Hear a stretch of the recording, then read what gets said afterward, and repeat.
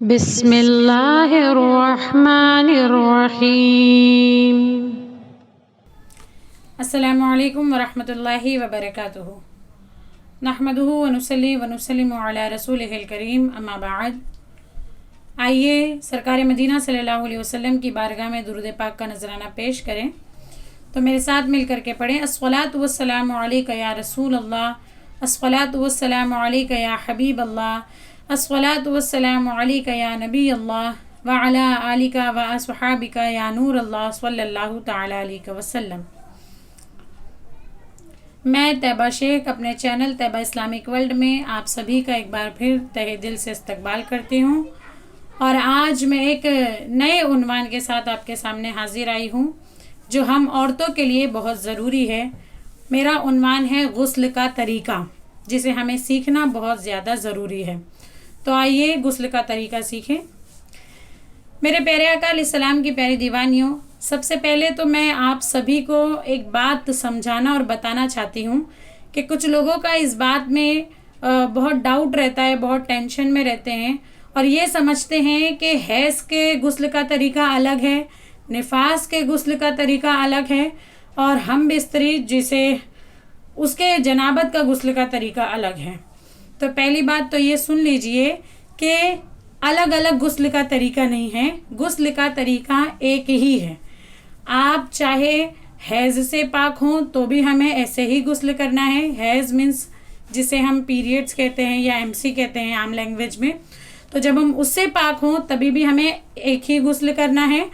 जब हम निफास से फारिग हो जाएं, यानी जब बच्चे की डिलीवरी होती है उसके बाद जो सवा महीना गुजरता है या जो ब्लड आता है वो जितने दिन तक आता है, जैसे ही वो ख़त्म हो उसके बाद का जो निफास का जो गुस्ल होता है, निफास से पाकी का जो गुस्ल होता है, उसका तरीका भी यही होता है। और जो हम बिस्तरी होती है, जो जनाबत होती है, जो हस्बैंड वाइफ के दौरान जो रिश्ता होता है उससे जो पाकी हासिल करना होता है, उसका तरीका भी एक ही है। तीनों चीज़ चाहे कैसी भी नापाकी हो, किसी भी तरीके की नापाकी हो, हर नापाकी से पाकी हासिल करने का गुस्ल का तरीका एक ही है। तो आइए इस गुस्ल के तरीके को सीखें कि हमें गुस्ल कैसे करना है। मेरे प्यारे आका अलैहिस्सलाम की प्यारी दीवानियों, सबसे पहले तो ये बात ध्यान में रखें, कुछ लोगों को इस बात की भी बड़ी फ़िक्र होती है कि गुस्ल की नीयत क्या है, गुस्ल की दुआ क्या है। हमें दुआ नहीं आती है, लोग समझते हैं जिन्हें दुआ नहीं आती है उनका गुस्ल नहीं होता है। तो एक डाउट ये भी क्लियर कर लें कि गुस्ल की दुआ पढ़ना कोई ज़रूरी नहीं है।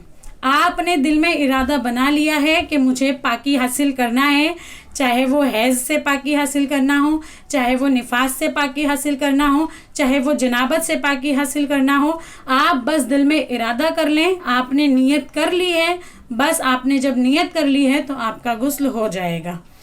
तो मेरे प्यारे आका अलैहिस्सलाम की प्यारी दीवानियों, गुस्ल इस तरीके से करें कि सबसे पहले तो हम जो है नीयत कर लें। नियत करने के बाद बाहर से ही, जब हम बाहर हों तो हमें अपनी सारी ज़रूरत की चीज़ें पहले ही बैतुल खला में लेकर के जानी है। मोरी में हमें, गुस्ल खाने में हमें पहले ही अपनी सारी ज़रूरत की चीज़ें लेकर के जाएं। अंदर जाने के बाद फिर चीज़ें ना मांगें। वजह उसकी ये है कि जब हम अंदर चले जाते हैं और उसके बाद गुस्ल खाने में जा करके अगर किसी चीज़ को तलब करना होता है, मांगना होता है, तो ये बातें ममनू हैं। हमें गुस्ल खाने में बातें करना या जो है आवाज़ निकालना मना है। इसीलिए हम अपनी पहले ही ज़रूरत की सारी चीज़ें अंदर लेकर के चले जाएं, चाहे वो टॉवेल हो, चाहे वो कपड़े हो, चाहे वो कोई भी चीज़ हो, आप उसे गुस्ल खाने में पहले ही लेकर के चले जाएं पूरी तैयारी के साथ। फिर जब आप बाहर हों तो पहले गुस्ल खाने में जब आप अंदर जाएं तो उल्टा पैर अंदर रखें। इस बात का ध्यान रखें। आप बाहर पहले नियत कर लें कि मैं गुस्ल करने जा रही हूँ, मैं पाकी हासिल करने जा रही हूँ, अल्लाह इस गुस्ल के ज़रिए मुझे पाक कर दे, नमाज मुझ पर जायज़ हो जाए। आपने जब ये नियत कर ली, आपका गुस्ल हो जाएगा। आपको दुआ पढ़ने की ज़रूरत नहीं है। आपने नियत की, उसके बाद आप बायां पैर, लेफ़्ट पैर, उल्टा पैर जो है आप गुस्ल खाने के अंदर जो है पहले रखें। उसके बाद आप गुस्ल खाने में दाखिल हों। गुस्ल खाने में जाने के बाद ये बात का ध्यान रखें कि गुस्ल करते वक्त हमारा चेहरा, हमारा फ्रंट और हमारा बैक किबले की तरफ नहीं होना चाहिए। ना तो चेहरा किबले की तरफ होना चाहिए, ना ही पीठ किबले की तरफ होना चाहिए।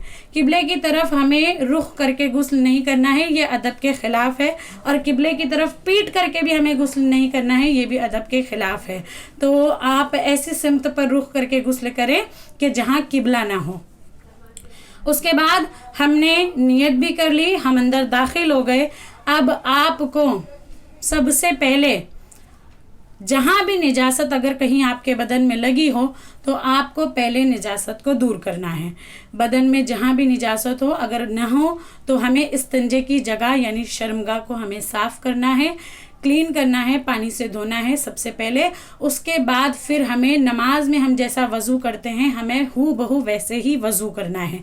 वज़ू का तरीका मैं इससे पहले की वीडियो में बता चुकी हूँ, जिन्हें ना आता हो तो मेरी वो वीडियो ज़रूर देख लें।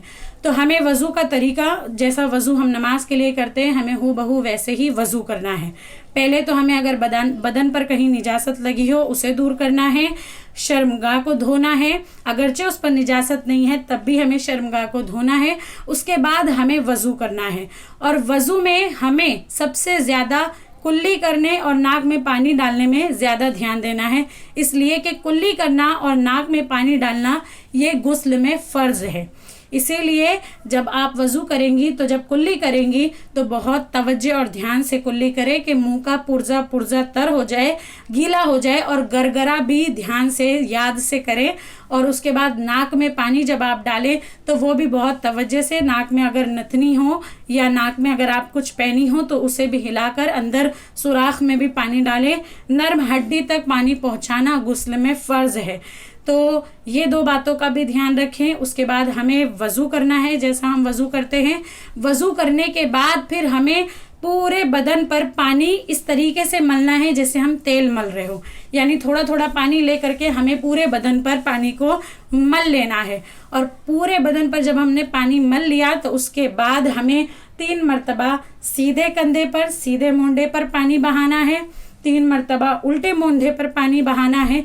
चूँकि आपने अगर पानी मल लिया है, अच्छे से पानी जिस्म को गीला कर लिया है, तब आप जब जो है पानी डालोगी तो वो बह जाएगा। अगर कोई हिस्सा रह गया होगा तो पानी के ज़रिए से वो भी तर हो जाएगा। तो पहले सीधे कंधे पर डालें, फिर उल्टे कंधे पर डालें, फिर सर पर पानी बहाएं। इस तरीके से पूरा जिस्म धो लें। ये हमारा गुस्ल हो गया। गुस्ल में हमें सिर्फ 3 बातों का ज़्यादा ख्याल रखना है। एक, कुल्ली करना है बहुत ख्याल से चूँकि ये फ़र्ज़ है।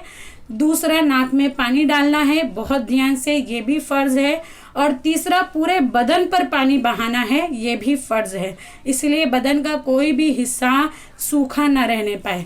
होता यूँ है कि अगर हम ऐसे बैठ करके गुस्ल कर रहे होते हैं तो हमें ध्यान देना है कि जो जो बदन के आज़ा हमारे फोल्ड हैं, मुड़े हुए हैं, तो उन्हें भी अच्छी तरीके से खोल करके पानी डालें ताकि बदन का एक एक बाल तर हो जाए।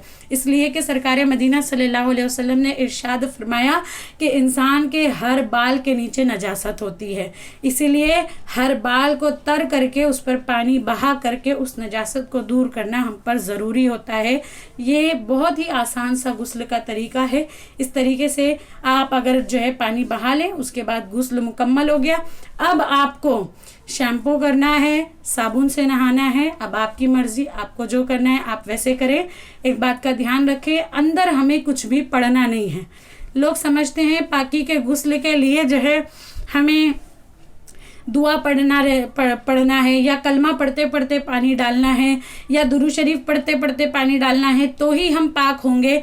हरगिज़ नहीं। अगर आप गुस्ल खाने में बरहना जिस्म आप अगर ऐसा करती हैं तो ये बहुत बड़ा गुनाह है। और अगर आप पढ़ते पढ़ते पानी डालती हैं या पढ़ा हुआ पानी अपने ऊपर डालती हैं तो ये भी समझ लें कि वो पानी नजिस जगह पर जा रहा है, तो आप कितने बड़े गुनाह का शिकार हो रही हैं। तो इन सारी गलत फहमियों से बचें और गुस्ल का आसान तरीका अपने जहन में बिठा लें कि हमें सबसे पहले शर्मगाह को धोना है, उसके बाद हमें नमाज जैसा वज़ू करना है, उसके बाद हमें पूरे बदन पर जो है पानी बहाना है, पहले सीधे कंधे पर, फिर उल्टे कंधे पर, और फिर सर पर से 3 मरतबा पानी बहा लें। आपका गुस्ल मुकम्मल हो गया। मुझे उम्मीद है कि आपको गुस्ल का तरीका समझ आ गया होगा। अगर आपको इस बारे में अगर कोई और डाउट हो या कुछ सवाल पूछना हो तो कमेंट करके ज़रूर पूछें। अल्लाह तबारक व तआला की बारगाह में दुआ है कि मौला हमें दीन समझने की तौफीक अता फ़रमाए और उस पर सही तरीके से अमल करने की तौफीक अता फ़रमाए। वमा अलैना इल्लल बलाग। अस्सलामु अलैकुम व रहमतुल्लाहि व बरकातुहू।